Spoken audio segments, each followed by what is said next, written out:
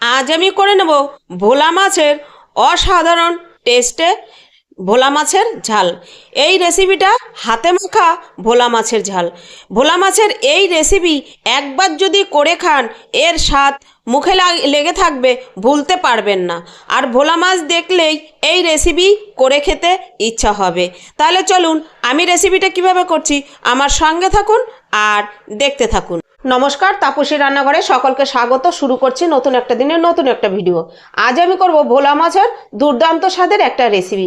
তার জন্য দেখুন আমি ভোলা মাছ নিয়ে নিয়েছি, ঠিক এই সাইজের ভোলা মাছ নিয়েছি। আমি ভোলা মাছ কেটে বেছে ভালো করে ধুয়ে পরিষ্কার করে নিয়েছি। আর এই ভোলা মাছ রান্না করার জন্য কি মশলা লাগবে আমি এখন সেটা রেডি করে নেব। নিয়ে নিচ্ছি এই যে 2 চা চামচ গোটা জিরে, আর নিয়ে নেব 1.5 চা চামচ গোটা ধনে, আর আমি এখানে নিয়ে নেব 6টা শুকনো লঙ্কা। আমি এগুলো সব শিলে বেটে নেব। আপনারা চাইলে মিক্সিতেও বাটতে পারেন, আর নাহলে গুঁড়ো মশলা দিয়েও করতে পারেন। তবে বাটা মশলা দিয়ে এই রেসিপিটা খেতে হয় অসাধারণ, তাই আমি এই রেসিপিটা সবসময় বাটা মশলাতেই করি। আমি এবার মশলাগুলো বেটে নিচ্ছি। আমি ধনে জিরে আর শুকনো লঙ্কা একসঙ্গেই বেটে নিচ্ছি। আলাদা আলাদা করে বাটতে গেলে এর টাইমটা অনেকটা লাগবে, তাই একসঙ্গে বাটলে একবারেই হয়ে যাবে। তাই দেখুন আমি কিন্তু 3টে মশলাই একসঙ্গে দিয়ে আমি একদম মিহি করে একটা পেস্ট করে নেব। একদম চন্দনের মতো করে মশলাটা আমি রেডি করে নেব। দেখুন মশলা আমি একদম মিহি করে বেটে নিয়েছি। এবার আমি দিয়ে দেবো এখানে কয়েক কোয়া রসুন। এই রসুনটাও আমি এর সঙ্গেই বেটে নেব। মশলা বাটা আমার কমপ্লিট। এবার আমি একটা বাটিতে তুলে নিচ্ছি। দেখুন কি সুন্দর করে মশলাটা একদম মিহি করে বেটে নিয়েছি।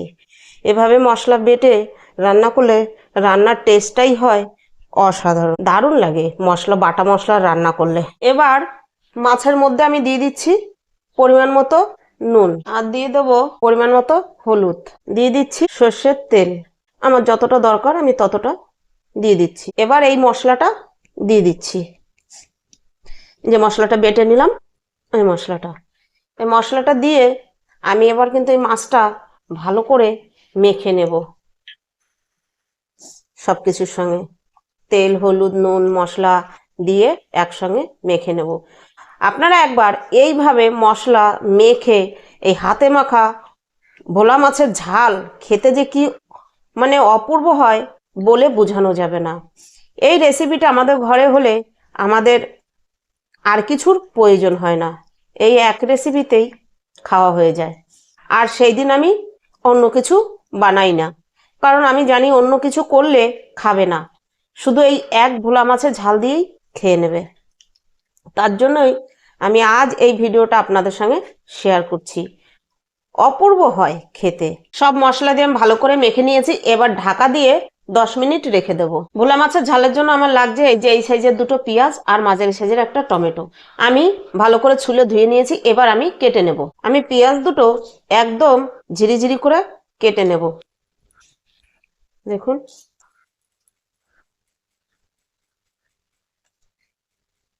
এই দেখুন একদম ঝুরি ঝুরি করে আমি কেটে নিয়েছি। এভাবেই আমি 2টো পেঁয়াজকে কেটে নেব।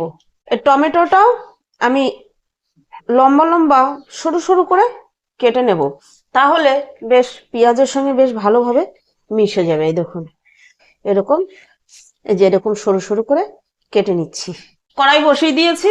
এবার এখানে আমি দিয়ে দেবো আরো 1 টেবিল চামচ তেল। তেল দিয়ে আমি তেলটা কড়ার চারপাশে ভালো করে ছড়িয়ে দেব, যেন মাছটা দিলে মাছটা কড়ার চারপাশে লেগে না যায়। তেল গরম হয়ে গেছে, আমি দিয়ে দিচ্ছি 1/2 চা চামচ গোটা জিরে। আমি একটু ফোড়নটা নেড়ে নিচ্ছি।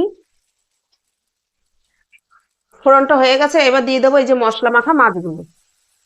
তবে পুরো মশলা শুদ্ধ মাছগুলো দিচ্ছি না, মশলাগুলো একটু কমিয়ে রেখে মাছগুলো দিচ্ছি। কারণ পুরো মশলাটা দিলে না এক্ষুনি মশলাটা পুড়ে যাবে, তাহলে টেস্টটা কিন্তু ভালো হবে না। দেখুন আমি সবগুলো মাছ এই যে দিয়ে দিয়েছি। এই মাছটা একটু হতে হতে আমি এবার এই মশলার বাটির মধ্যে দিয়ে দিচ্ছি কুচিয়ে রাখা পেঁয়াজ। এই কুচিয়ে রাখা পেঁয়াজ দিয়ে মশলার সঙ্গে আমি ভালো করে মেখে নেব। এই পেঁয়াজটা মশলার সঙ্গে মাখানোর জন্য সামান্য আর একটু হলুদ দিয়েছি, আর দিয়ে দেবো সামান্য আর একটু নুন, কারণ মশলার সঙ্গে তো নুন যেটা দিয়েছি মাছের পরিমাণে, এবার এই পেঁয়াজের পরিমাণ হিসাব করে আর একটু নুন দিয়ে এবার ভালো করে আমি মেখে নেব। মাছগুলো এক পিস আমার হালকা হয়ে গেছে, এবার দেখুন আমি উল্টে দিচ্ছি। এই যে উল্টে দিয়েছি, এরপরে কিন্তু আমি আর উল্টে দেব না, এই একবার একটু উল্টে দিতে হবে, এতে মাছটা খেতে বেশি ভালো লাগে। আবার অনেকে আছে মাছের গায়ের রং সাদা সাদা থাকলে খেতে চায় না, যেটা আমাদের ঘরেও হয়, তার জন্য আমাকে এইভাবে একটু করে নিতে হয়, আর এতে না টেস্টটাও বেশি ভালো হয়।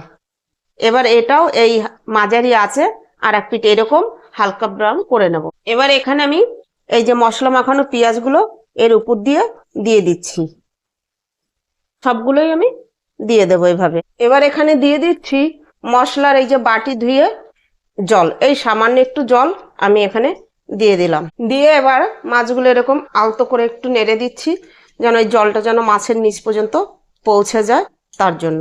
এবার দিয়ে দেবো উপর থেকে কুচিয়ে রাখা টমেটো, এই যে। এবার ঢাকা দিয়ে দিচ্ছি, ঢাকা দিয়ে আঁচ মাঝারি টু লো করে দিয়ে রান্নাটা আমি করব। ঢাকা তুলে একবার দেখে নিচ্ছি, আমি মাঝখানে দুবার ঢাকা তুলে দেখে নিয়েছি যে নিচটা লেগে গেছে কিনা। দেখুন এখন কিন্তু জলটা অনেক শুকিয়ে এসছে, পেঁয়াজ থেকে যা জল বেরিয়েছে, টমেটো থেকে জল বেরিয়েছে। এবার কিন্তু এটা কিন্তু বেশি নাড়া যাবে না, এরকম নিচ থেকে একটু আলতোভাবে খুন্তিটা দিয়ে নাড়িয়ে দিতে হবে, আর সাঁড়াশি দিয়ে ধরে আমি এরকম করে একটু নাড়িয়ে দেবো যেন নিচটা যেন লেগে না যায়। লেগে গেলে কিন্তু এর টেস্টটা কিন্তু নষ্ট হয়ে যাবে। আর যে কোনো রান্নাই একটু নিচে কিন্তু পোড়া মতো লেগে গেলে কিন্তু তার টেস্টটা থাকে না, গন্ধ সেন্টটাও নষ্ট হয়ে যায়। এবার দেখুন এই পুরোপুরি জল শুকিয়ে আসা পর্যন্ত কিন্তু আমি রান্না করব। এখন আর আমি ঢাকা দেব না, আমি এইভাবে ঢাকা ছাড়া রান্না করে নেব। আমার হাতে মাখা ভোলা মাছের ঝাল কিন্তু হয়ে গেছে, উপর থেকে তেল ছেড়ে দিয়েছে। আমি আর একটুখানি হতে দেব, আর একটুখানি, তারপরেই আমি নামিয়ে নিয়ে আসছি। আপনাদের কাছে যদি ভালো লাগে তাহলে আপনারাও একবার করে খান, দেখবেন ভালো লাগবে। একবার ট্রাই করুন বাড়িতে ভোলা মাছের এরকম হাতে মাখা ঝাল। আর আপনাদের কাছে আমার এই ভিডিওটা যদি ভালো লাগে, লাইক কমেন্ট সাবস্ক্রাইব করুন, সাবস্ক্রাইব করে পাশে থাকা বেল আইকনটি প্রেস করে নোটিফিকেশনটি অন রাখুন। যখনই আমি এরকম নিত্য নতুন ভিডিও আপলোড করব পৌঁছে যাবে সবার আগে আপনাদের কাছে। আমার রান্না কমপ্লিট, এবার আমি নামিয়ে নেব। দেখুন আমি একটা প্লেট নিয়ে নিয়েছি, এবার আমি নামিয়ে নিচ্ছি। দেখুন প্রত্যেকটা মাছই কিন্তু গোটা আছে, দেখেছেন তো। দেখুন রেডি হয়ে গেল মজাদার হাতে মাখা ভোলা মাছের ঝাল। আর আমার এই ভিডিওটা ভালো লাগলে লাইক করুন, কমেন্ট করুন, বন্ধুদের সঙ্গে শেয়ার করুন। আজ ভিডিওটা এখানেই শেষ করছি, ফিরে আসবো নতুন একটা দিনে নতুন একটা ভিডিও নিয়ে।